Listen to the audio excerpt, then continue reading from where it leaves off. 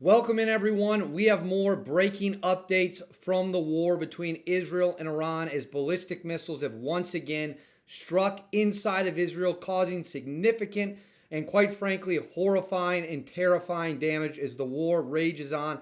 And on top of that, U.S. fighter jets, specifically stealth fighters, the F-22, are rapidly rushing into the region amid speculation the United States could join this war at any point in time. I do want to let everyone know my AC is still not fixed. It's getting close to 100 degrees. I am cooking right now. But you know what?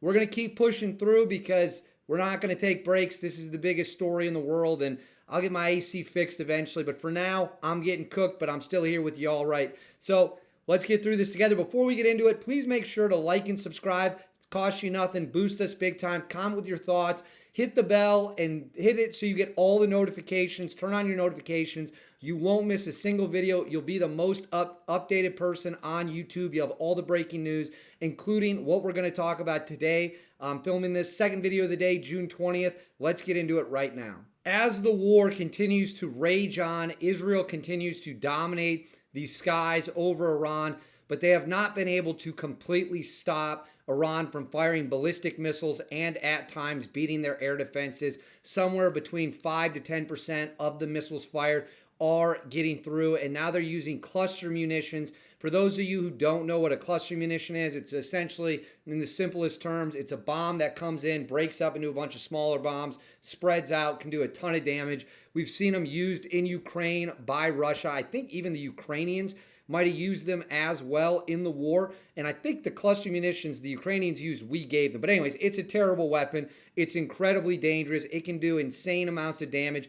And that was on display Friday in Israel when ballistic missiles did hit in the town of, I'm reading it here, Beersheba.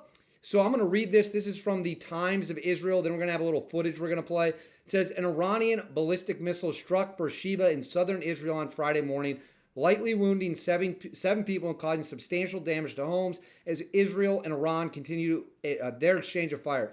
The southern city's Sorka hospital was hit by an Iranian strike a day earlier, said to have received 7 casualties, all lightly injured. The missile struck a road near several apartment blocks, creating a large crater and setting several cars on fire.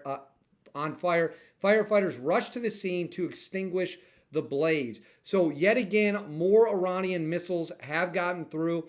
Again, I can't stress this enough. 90 to 95% of them have been shot down. The air defense systems of the Israelis and what the United States has brought and what we're doing is getting the majority. But when one of these missiles get through, certainly a cluster munition or really any ballistic missile, it is going to cause a significant amount of damage. We have dozens of deaths already in Israel. Hundreds have been wounded.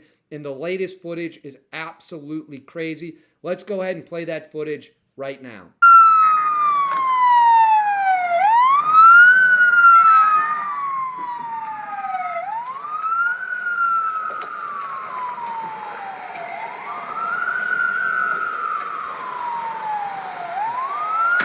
דודי, מה יהיה, יומיים ברצף?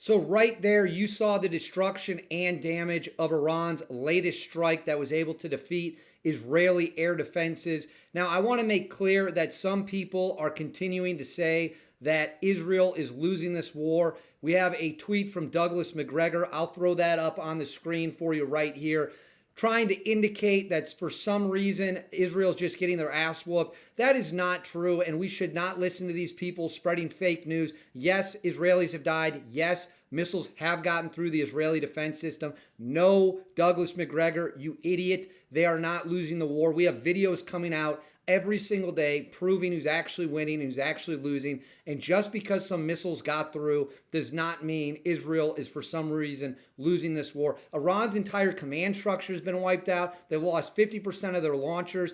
Israel is rolling them. They have complete air superiority. They could be doing circus tricks in the sky over Tehran right now, and there's nothing the Iranians could do to stop them. Those are the facts of the matter. So I would encourage everyone to be very careful who you listen to. Douglas McGregor continues doing this. It's just basically complete fiction, complete fake news. But we do have an update now with the Israelis. I'll throw this up on the screen for you right here.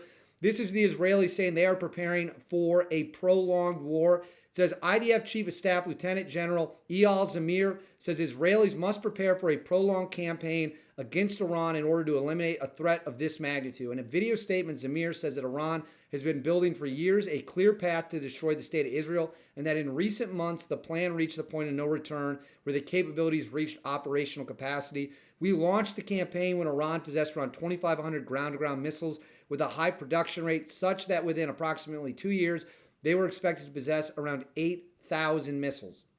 So right now, the Israelis are telling their citizens, buckle up. This isn't going to be over in a couple days. This isn't going to be over in a couple weeks. This is going to be a prolonged war. And that is one of the reasons the United States is being encouraged by the Israeli government to get involved to help speed this up and take out the Fordo uranium enrichment facility, which is deep under a mountain. You need those 30,000-pound bunker busters that we talked about. And we have a new update on the U.S. surging resources into the theater, into the war. Let's talk about that right now. With all eyes focused on whether or not the United States is going to enter this war, and I have said consistently and routinely, if you just look at the evidence in front of us, it certainly does appear that the United States will enter this war. We now have new news. Two different things here. I'll throw the first one up on the screen for you right here. We have F-22s, which is the world's greatest ever designed fighter jet. It is the stealthiest fighter jet. Its weapons base significantly bigger than the F-35. It is built to dominate the skies. The United States doesn't export it anywhere. We don't share it with anyone. It is one of the few aircrafts other than our stealth bombers and the B-52s. We don't give strategic bombers to anyone either. We also don't give the F-22 to anyone. We do export the F-35, but not the F-22. They are flooding into the Middle East, CENTCOM's region of responsibility. And on top of that, I'll throw this up on the screen for you here as well.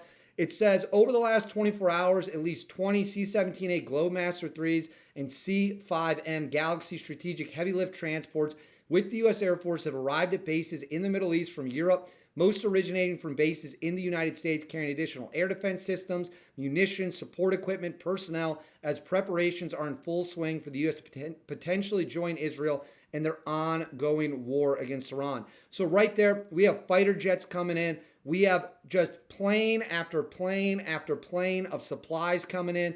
And when you look at the evidence in front of us, it's hard for me to believe that the United States is not going to make the decision to enter the war.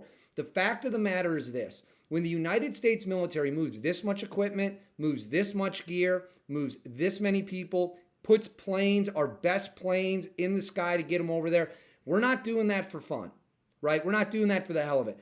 We're doing it because we're going to use it. That's how the military works. You got to build it up a little bit, get all your resources there.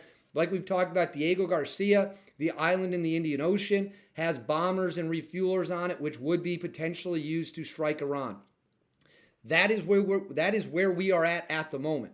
All signs point to the U.S. getting in as Israel and Iran continue to blow each other up, and Israel got hit pretty bad. But they've hit Iran much, much, much worse. There's a reason one country controls the skies of another, and you don't see Iranian fighter jets, old F-4s and F-14s, flying over Tel Aviv. These are the facts of the matter. And now we wait to see, will President Trump make the decision to join the war, and when will that decision be made? Stay tuned. Make sure to check back. Please like and subscribe. Again, guys, it costs you nothing. Boost us huge. I want to hear all your thoughts in the comments. I'm trying to respond to as many as I can. And hit that bell and make sure you click all notifications so you don't miss anything. I'll be back whenever we have a new update about the war between Israel and Iran.